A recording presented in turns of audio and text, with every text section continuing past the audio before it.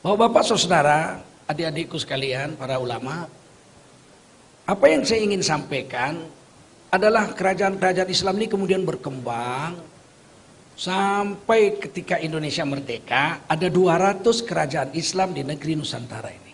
Dari mulai Aceh sampai ke Raja Ampat Papua. Raja Ampat Papua itu Islam sampai sekarang. Masih, sultan-sultannya sampai sekarang, saya sudah jumpa Islam. Nah, jadi jangan dipikir negeri ini ketika penjajah Belanda datang negeri yang biadab. Negeri ini negeri yang bermartabat. Negeri yang punya raja, punya rakyat, punya mufti, punya syariat. Kemudian beberapa ratus tahun yang lalu di Minangkabau dibuat perjanjian antara tokoh adat dengan tokoh ulama. Adat bersendi, syarak bersendi, kitabullah. Syarak mengato, adat memakai. Itu jauh sebelum ada Republik Indonesia. Republik Indonesia belum muncul apa-apa, belum ada. Nggak ada itu, belum ada.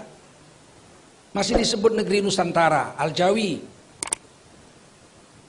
Dan sebelum Indonesia merdeka, ulama di Sumatera Barat ini, masih kerabat kakek saya, Syekh Ahmad Khotib Minangkabau, itu jadi imam dan khotib di Masjidil Haram.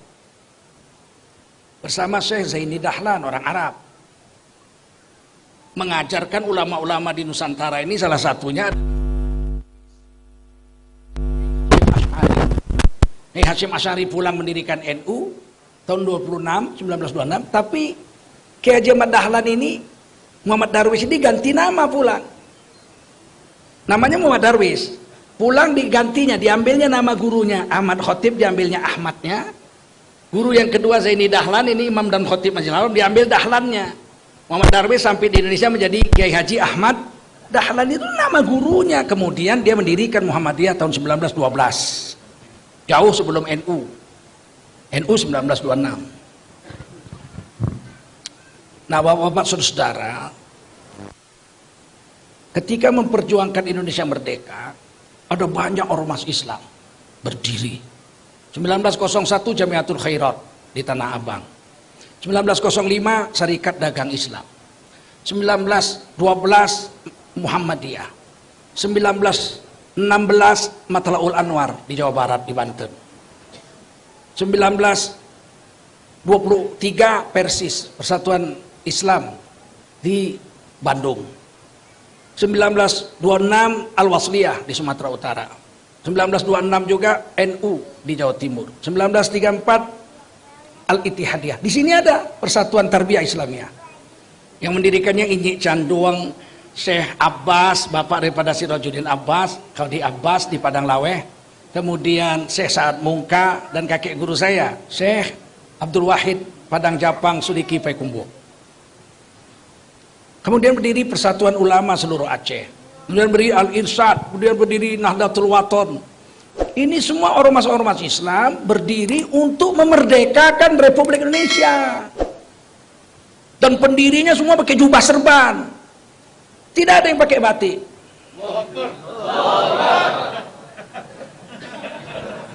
Saya tidak benci batik. Cuman batik itu memang nggak bagus dipakai sholat. Kalau di depan saya ada orang sholat pakai batik, saya di belakangnya, itu pikiran saya bingung, ini macam mana membuat ini, kriwil, susah betul mikirnya itu. Apalagi kalau batiknya gambar harimau, rusak sholat orang. Maka seluruh ulama kita pakai jubah serban. Singkat cerita, Indonesia merdeka. Persiapan merdeka, dibuatlah satu badan, Dokuritsu Jiumbi Chosakai, penjajahan Jepang. BPUPKI, Badan Persiapan Usaha Kemerdekaan Indonesia. Ketuanya Dr. Rajiman. Ada sekitar 40-an orang anggotanya.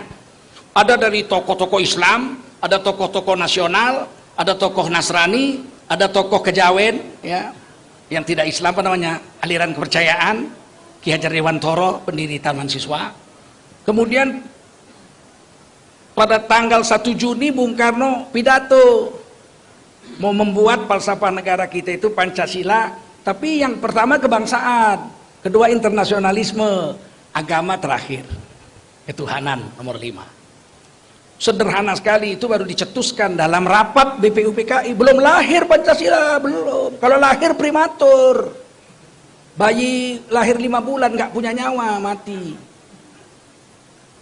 Kemudian tanggal 22 Juni mereka sepakat membuat pembukaan Undang Dasar 45 itu, namanya Piagam Jakarta. Muncullah Pancasila di situ. Yang menyusunnya yang paling berjasa adalah Muhammad Yamin, sarjana hukum.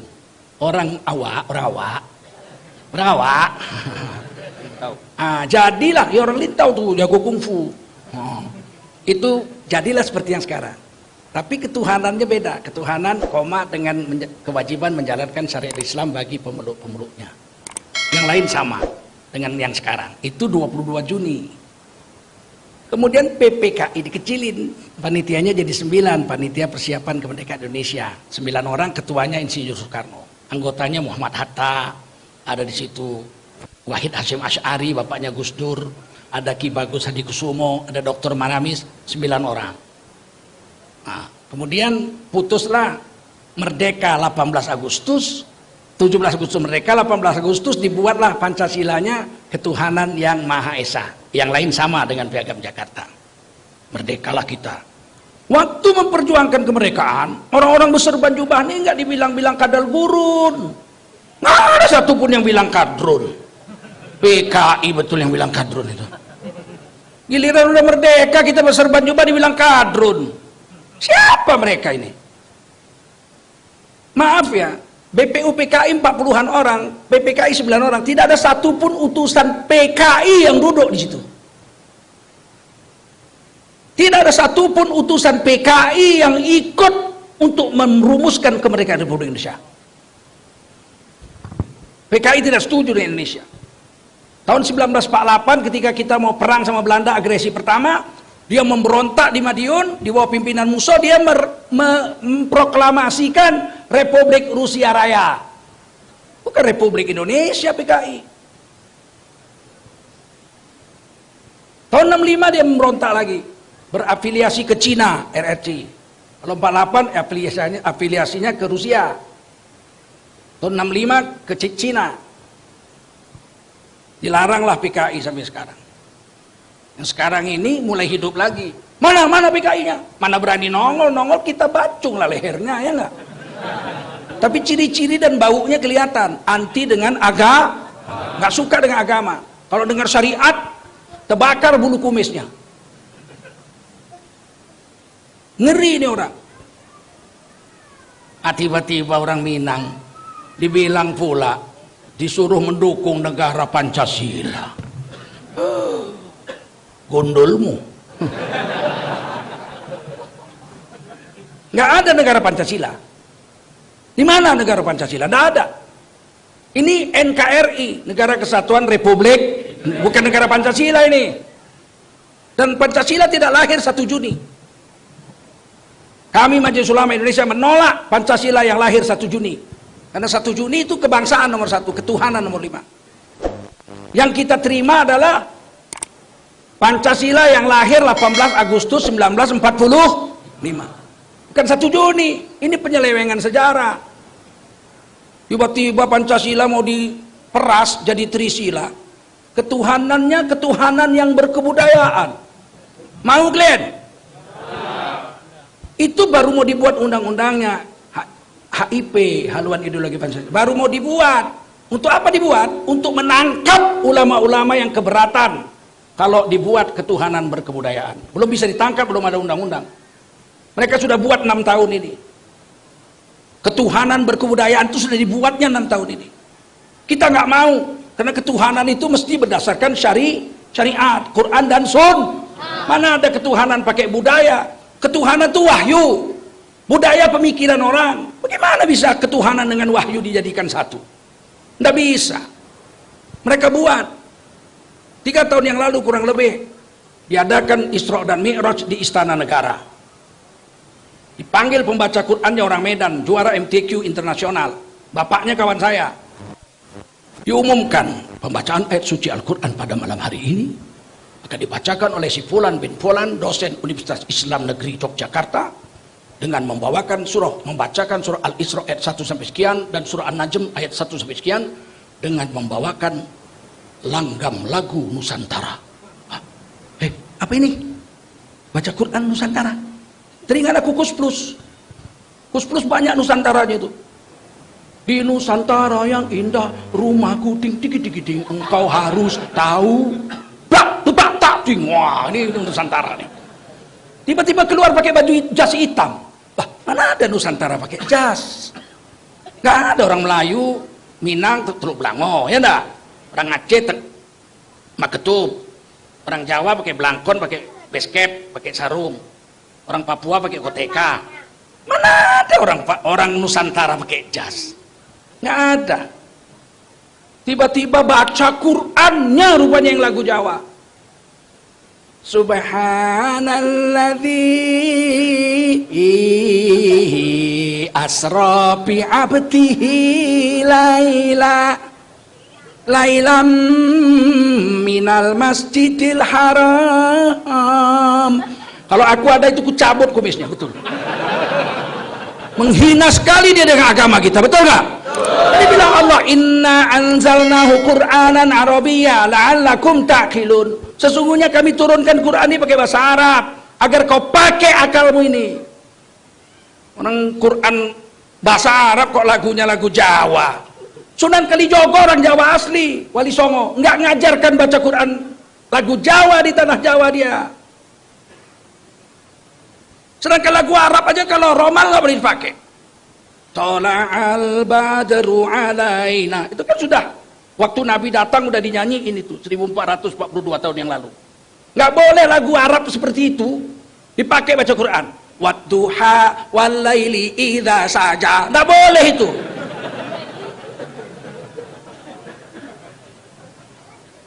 Walaupun lagu Arab bukan enak-enak. Rasulullah membaca watini wa zaitun, indahnya luar biasa. Dalam hadis Bukhari diceritakan, kata almarhum guru saya Al-Hafidz Syekh Azra'i Abdul Rauf, kemungkinan besar lagunya Nahawan. Jadi sudah ada.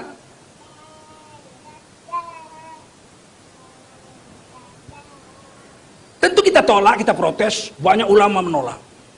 Tapi ada juga yang membela, itu sialnya itu. Ada juga, nggak apa-apa, mau lagu Jawa ya nggak apa-apa. Aku kalau lihat-lihat orang begini, kepingin kali aku nyucup embun-embunannya itu.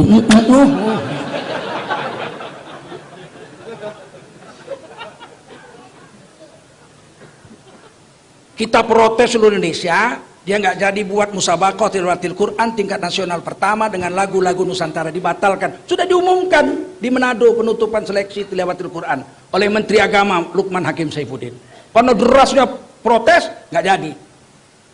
Tapi kita yang protes nggak bisa ditangkap, nggak ada undang-undang. Ini mau dibikinkan rancangan undang-undang HIP. Siapa menolak ketuhanan berkebudayaan, kalau itu dia jadi undang-undang, ditangkap. Yang nolak ditangkap karena melanggar undang-undang. Paham, Glenn? Maka MUI seluruh Indonesia menolak. Tanda tangan 34 provinsi. NU nolak, Muhammadiyah nolak, Al-Matlaul Anwar nolak, semua nolak. Al-Wasliyah segala macam Matlaul Anwar semua nolak. Karena ini bahaya ini.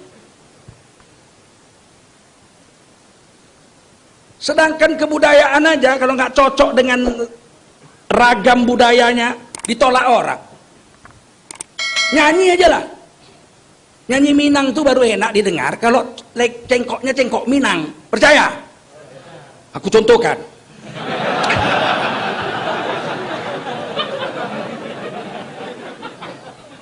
Hujan, jikalau hujan hati dan ibu takkan masuk kisah nan lamu masuk sapayuang kita badu. Bisa nangis orang enak, betul? Karena lagu Minang pakai cara Minang, lengkoknya lengkok Minang. Coba lagu hujan pakai logat Batak. Hujan, kau nggak dilempar batu kau.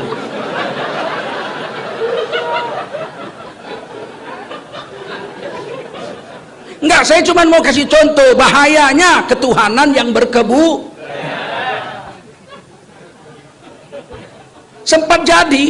sempat jadi itu nanti undang-undang itu. Tak terbayangkan saya datang kita sholat Jumat, imamnya pakai baju petro, sarung nggak pakai baju, pakai senggol petro tuh. Dibacanya lagu Jawa. Ulnya ayyuhal kafirun. Gimana coba? Protes, ditangkap. Yang protes ditangkap karena keundang-undangnya adalah ketuhanan yang berkebudayan. Mau kalian itu? Setuju kalian itu? Tolak. Tolak. Dan partai yang mengusungnya itu wajib kan kempesi di Minangkabau ini, kampih sekampih-kampihnya. Siap? Baru orang Minang. Jangan iya tapi menang juga. Usah menang lah ya enggak? Sampai dunia kiamat habis ya enggak? Angkat kaki dari Indonesia, apa dari bumi Sumatera, terutama dari, kalau di Aceh tidak ada satu kursi, tidak ada di Aceh, tidak ada tempat di Aceh. Nah, Sumatera Barat masih ada ya, atau depan jangan ada. Oh, dan lambangnya sedap nengoknya Pak. Saya ini hak demokrasi dong, betul nggak? Suka atau tidak dengan satu partai itu hak demokrasi kita, betul nggak? Saya itu hak demokrasi saya. Saya satu aja, jangan ganggu agama saya. Soal Indonesia bangkrut ada yang urus ahli ekonomi, betul? Hah? Soal utang nggak bisa bayar ada yang urus. Soal urusan utang. Tapi agama dirusak, kami yang urus, betul? Gitu. PKI benci dengan agama dulu, tapi dia nggak ikut merusak. Dia cuma benci sama agama. Agama racun kehidupan, candu kehidupan, dia benci. Tapi dia nggak rusak. Ini dia mau rusak. Dia mau bikin undang-undang ketuhanan yang berkebu. Dia mau rusak agama saya. Saya tidak terima. Tengku Zulkarnain kok nyinyir ribut kali. Ceramah adem, kenapa? Keadaan sudah seperti ini, agama udah dibikin begini, mau dibikin adem. Masuk kulkas kau biar adem. Sama otak-otakmu beku dibikinnya. Udah begini rusak agama. Menteri Agama berani bilang terorisme, radikalisme itu datangnya dari masjid. Dibawa oleh imam-imam yang hafiz Quran, yang good looking, atau good looking, ganteng kayak Ustadz Fatullah.